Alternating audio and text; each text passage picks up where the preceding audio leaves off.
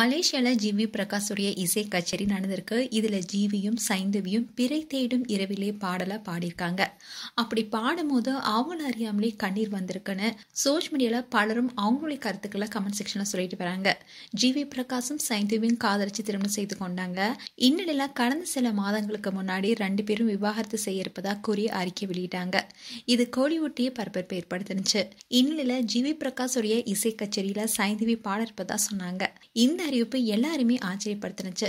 விவாகரத்து ஆனதுக்கு அப்புறமாவும் நட்பா இருப்பது இவங்களுடைய முதிர்ச்சி காட்டுவதா சோஷியல் மீடியால பலரும் இந்த செயலை பாராட்டிட்டு வந்தாங்க.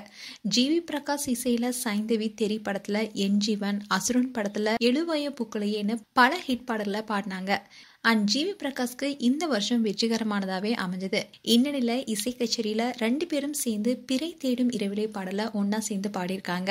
சைந்தவியும் ஜிவி பிரகாஷும் சேர்ந்து பாடிய எல்லா பாடல்களுமே மிகப்பெரிய ஹிட் அடிச்ச நிலையில மயக்கம் என்ன படத்துல 2 பேரும் இணைந்து பாடிய பிறை தேடும் இரவிலே பாடல் ரசிகரிடம் மிகப்பெரிய வரவேற்பு பெற்றுச்சு. அதுக்கு காரணம் மிகவும் வலிமையான ஒரு மனைவி தன்னுடைய கணவனை எந்த இடத்துலயுமே விட்டு கொடுக்காம அவனுடைய லட்சியத்துக்காக போராடுவா என்பதை கருவா வச்சு அந்த பாடல அந்த படத்துடைய இயக்குனர் செல்வராகவன் காட்சிப்படுத்தியிருப்பாரு. அதனாலேயே அந்த பாடல் ரசிகரிடம் ரொம்பவே கனெக்ட் ஆனிச்சு.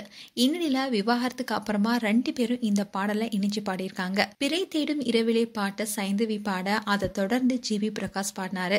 அப்போ அவங்கள அறியாமலே அவங்க கண்ல இருந்து கண்ணீர் வந்ததா இசை கச்சேரியை பார்த்தவங்க சோஷியல் மீடியால கமெண்ட் செக்ஷன்ல சொல்லிட்டு வராங்க. அதுல ஒரு ரசிகர் பிறை தேடும் பாடல பாடும்போது 2 பேரோட கண்லயும் இருந்து கண்ணீர் வந்ததாவும் சொல்லியிருக்காரு. அதே மாதிரி இன்னொரு ரசிகர் விவாகரத்துக்கு அப்புறமா பிறை தேடும் பாடல பாடுறது ரொம்பவே கடினமான ஒண்ணுதான், அப்படி இருந்தாலும் இது என்னுடைய ஃபேவரட் சாங்னு சொல்லியிருக்காரு. அது மட்டும் இல்லாம ஜிவி பிரகாஷ் ரிஹர்சல் பண்ணிட்டு இருக்கும் போது சைந்தவி அவங்களுடைய மகளை ஸ்டேஜுக்கு அனுப்பினாங்க. அப்போ ஜிவி பிரகாஷ் அவங்களுடைய மகளை பிடிச்சுக்கிட்டே ரொம்ப கேரிங்காவும் பார்த்துக்கிட்டு அண்ட் பாட்டும் பாடினாரு. அண்ட் இந்த வீடியோவை நெட்டிசன் சோஷியல் மீடியால ஷேர் பண்ணி இதை பார்க்கும்போது ரொம்பவே பெயினிங்கா இருக்குன்னு சொல்லியிருக்காங்க.